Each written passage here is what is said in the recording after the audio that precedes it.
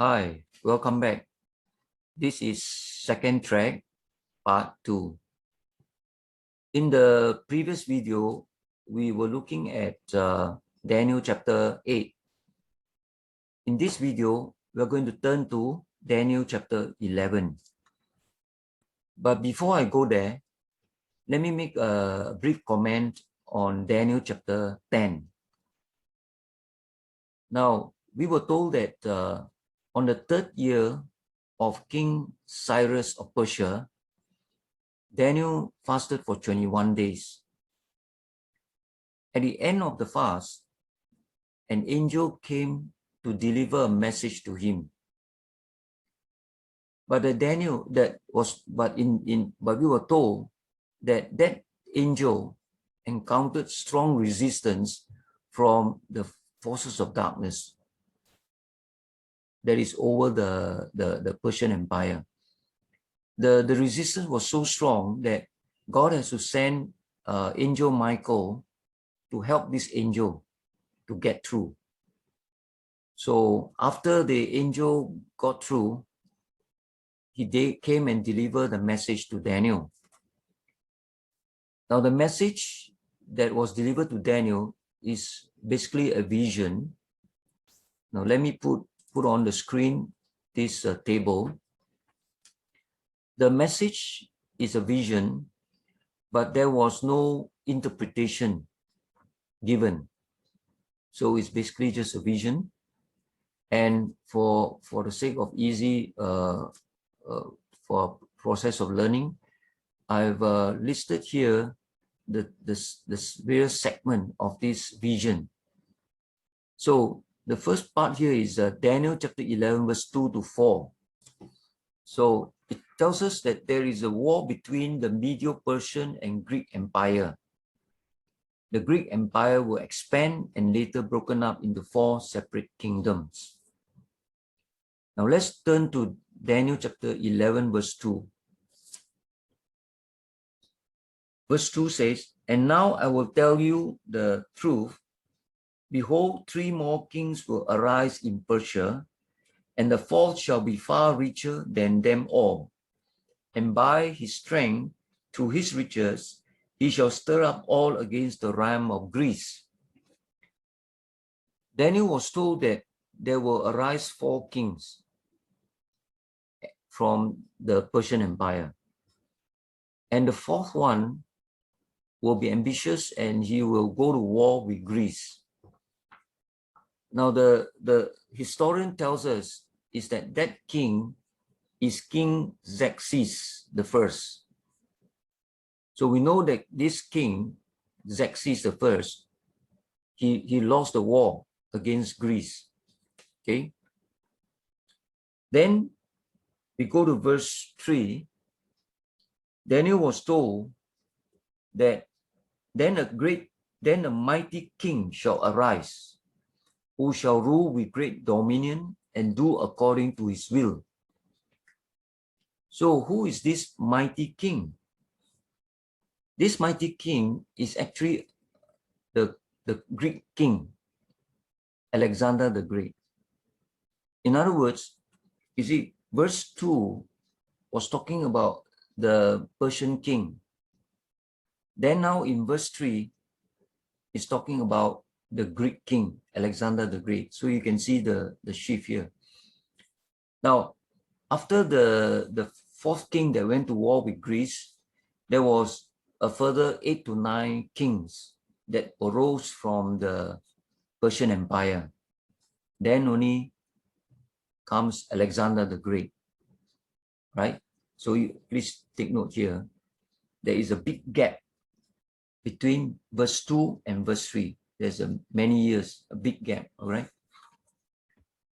Now, in verse 4, Daniel was further told that, and when he has arisen, the he here refers to Alexander the Great, okay? And when he has arisen, his kingdom shall be broken up and divided towards the 4 kingdoms, 4 winds of heaven. So this is referring to Alexander the Great. After he died, the Greek Empire split into four parts. This is what we saw. This map is what we saw in the previous video. So the Greek Empire split into four, okay? Split into four. And now we turn to the next segment, which is from verse 5 to verse 19. In this segment, we were told that there was a conflict between the kings of the north, that is the Seleucid kingdom, and the kings of the south, the Ptolemaic kingdom. So there were intermittent conflicts that stretches over nearly 200 years. Let's go back to the map. So over 200 years, there were intermittent conflicts, wars between these two kingdoms. This one, the Seleucid kingdom, is north. North here means relative to Jerusalem. And this Seleucid kingdom is based out of Syria. Okay. And then this this kingdom, the Ptolemaic kingdom, is south. South means relative to Jerusalem, is south, and is based out of Egypt. Now, these two kingdoms, they are ruled by dynastic rulers, meaning that the kings are all from the same family. They are royal family, Greek royal families. Huh? So now these two kingdoms seems to be going to war constantly. Now, initially, you notice here, Judah and Jerusalem was under the rule of the Ptolemaic kingdom. Okay, colored orange. But then later on, in the year 198 BC, the Seleucid kingdom overran Judea and Jerusalem. So please take note here that Jerusalem and Judea came under the Seleucid rule from 198 BC onwards. Okay. Now these two kingdoms, they are Greek. And so you can imagine that Judea, the Jewish people, they were under the what we call the influence of the Greek culture. That's what they call it, the Hellenistic or Hellenism, right? The Hebrew, the Greek culture was very strong at that time, and the Jewish people were exposed to the Greek culture. And there was great serious conflict among the Jewish people, because there was some of the Jewish people, they yielded to the Jewish culture, Jewish beliefs and practices, whereas there were also another section of the Jewish people that refused the Greek culture. They want to stick to the Jewish beliefs, Jewish culture, practices, and doing all the sacrifices and so on. So there is great conflict within Judea itself, between the Jewish people. This we are going to look at when we come into the later part of the chapter 11. Now let's go on to the next segment. In this next segment, which is from verses 20 to 28, here we, by the way, as you can see that I've not gone into detail regarding the various what we call battles, right, between these two kingdoms, the Seleucid kingdom and the Ptolemaic kingdom, because it's two detail, and it's not necessary for us to go into such details. So we are just looking at the main important events, okay? So in this segment, in verses 20 to 28, we are told that the conflicts between the two kingdoms continue. And then one of the kings of the north, that is the Seleucid kings, one of the kings, which is of importance to our study, was mentioned in verse 21, right? A veiled person who is identified as Antiochus Epiphanes. Now let's look at verse 20.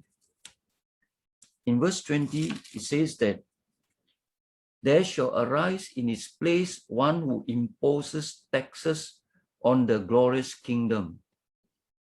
But within a few days he shall be destroyed, but not in anger or in battle.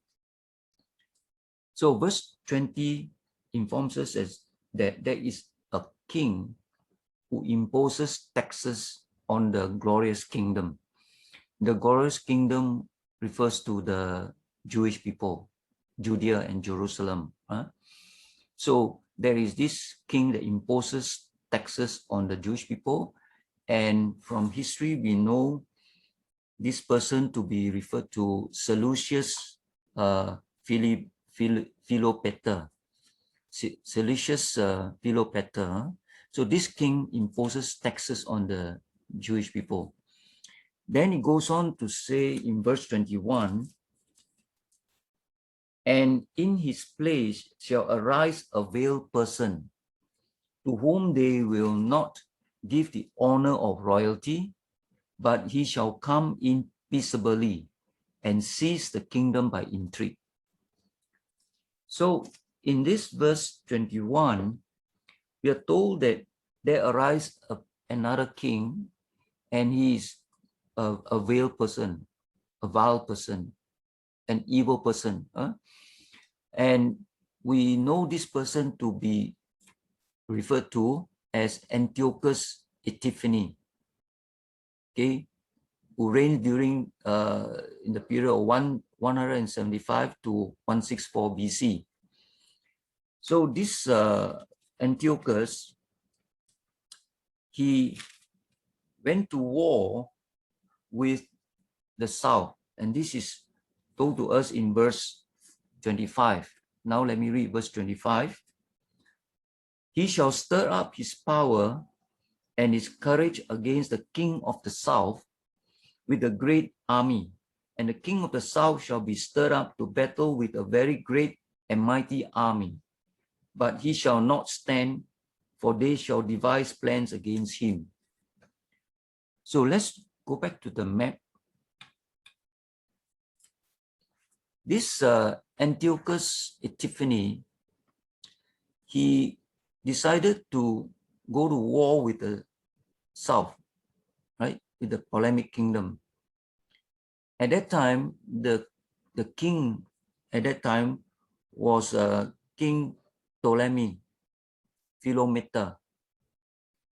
So Antiochus launched a war against him, and he won. Antiochus won the war, and then not only that, but he pillaged, he seized a lot of the wealth of Egypt, and then he, on his way back, he travels back to Syria.